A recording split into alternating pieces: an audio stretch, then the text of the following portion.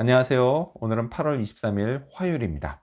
오늘부터 새로운 본문 데살로니가 전서가 시작됩니다. 오늘은 데살로니가 전서 1장 1절에서부터 10절까지를 본문으로 큐티 가이드를 시작하겠습니다. 먼저 오늘 이 본문을 통해 제가 묵상한 하나님은 사랑하고 택하신 분입니다. 4절 말씀을 읽겠습니다. 하나님의 사랑하심을 받은 형제들아 너희를 택하심을 아노라. 아멘.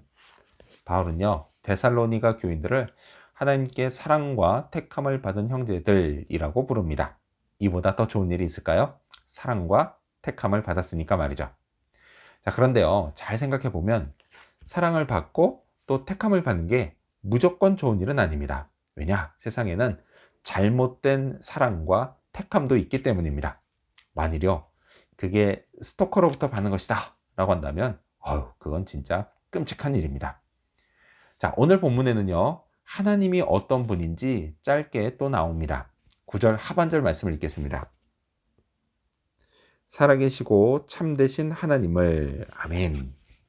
이 말씀처럼요 하나님은 살아계시고 참되신 분이십니다.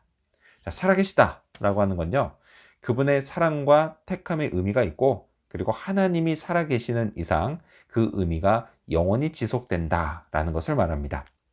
또 참되시다 라고 하는 건요 그분의 사랑과 택함이 내게 100% 유익하다는 것을 말합니다.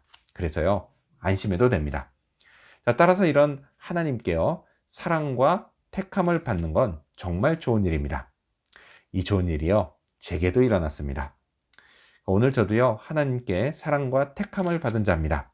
이 사실이요 제게 얼마나 중요한지 모릅니다. 왜냐? 여기에서 저의 존재감이 나오기 때문입니다. 하나님의 사랑과 택함이 있다. 그 이유만으로요 저는 세상에서 정말 가치 있는 존재가 됩니다. 이 존재감은 하나님이 살아계신 이상 영원하며 또 그분이 참되신 이상 결코 변하지 않습니다.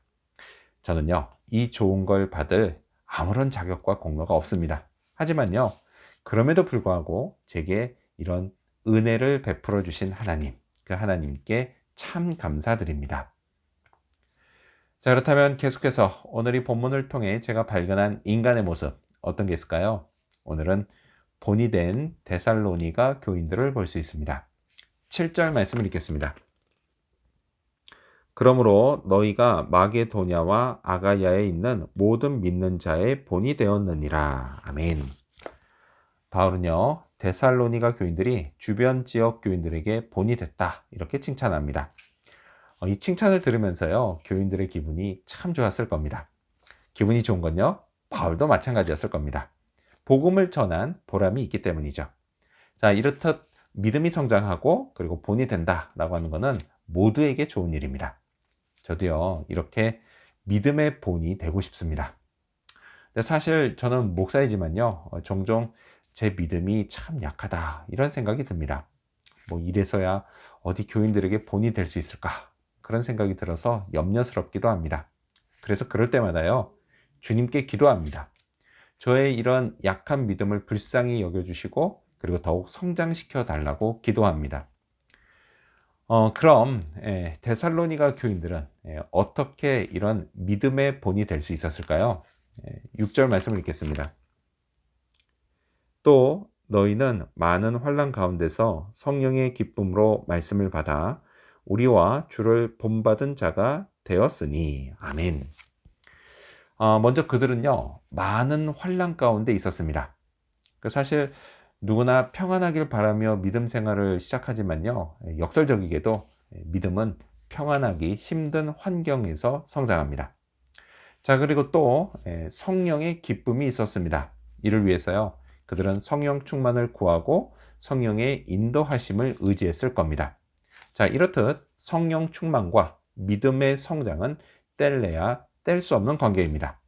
자, 그리고 중요한 건 이런 환경과 그리고 성령 속에 말씀을 받았다라는 것입니다. 그들은요 바울을 통해 들은 복음의 말씀을 마음으로 받았습니다. 자, 그리고 예수님을 구주로 받아들였습니다. 또한요 예수님이 공생애 중에 하신 말씀과 또 구약 성경을 통해 내려온 하나님의 말씀을 순종하며 받았습니다. 자, 이를 통해서요, 그들은 주를 본받는 자가 되었고, 그런 그들을 주변 지역 교인들이 본받았습니다. 저도요, 믿음을 위해서 어떤 상황에서도 성령으로, 기쁨으로 말씀을 받고 순종해야겠습니다. 자, 그렇다면 끝으로 오늘 이 본문을 통해 나에게 주신 교훈이 뭘까요? 그건 말로만 하려고 하지 말자입니다. 5절 말씀 읽겠습니다.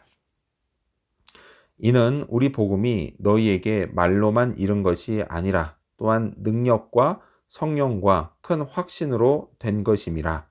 우리가 너희 가운데서 너희를 위하여 어떤 사람이 된 것은 너희가 아는 바와 같으니라. 아멘. 자, 바울은요, 데살로니가 교인들에게 복음 전파를 단지 말로만 하지 않았다라고 합니다. 자, 당시 헬라 사회는 철학이 매우 발달한 사회로요, 그만큼 말을 잘하는 게 매우 중요했습니다. 철학자들은요, 현란한 말솜씨로 청중들을 사로잡았습니다. 자, 바울의 복음 전파에도요, 이 영향이 어느 정도 미쳤던 것 같습니다. 그래서 사도행전을 보면 바울이 아덴에서 진짜 현란한 말솜씨로 복음을 전하지만 이에 반해서 결실이 매우 적었던 그런 장면이 나옵니다. 자, 하지만요, 데살로니가에서는 바울이 그렇게 하지 않았습니다. 바울은요, 능력과 성령과 큰 확신으로 했습니다. 복음으로 사람을 구원하시는 하나님의 능력으로 했고요. 그리고 성령의 인도하심에 철저히 순종하며 했고, 그 과정에서 주님의 역사하심을 확신하며 했습니다. 이것이요, 제가 본받아야 할 모습입니다. 말로만 하려고 하지 말아야 합니다. 저도요, 능력과 성령과 큰 확신으로 해야겠습니다. 누군가에게 복음을 전하며 예수님을 믿으라고 권할 때 그래야겠습니다. 또요, 교인들에게 전할 말씀을 준비할 때도 그래야겠습니다. 설교할 때도 그래야겠습니다. 이를 위해서요, 계속 도우심을 구해야겠습니다. 하나님의 능력을 경험하고 또 성령으로 충만하고 확신이 흔들리지 않기 위해서는 주님의 도우심이 반드시 있어야 합니다. 간절한 마음으로 구해야겠습니다. 오늘도요, 그런 하루가 되기를 소망합니다. 기도하겠습니다.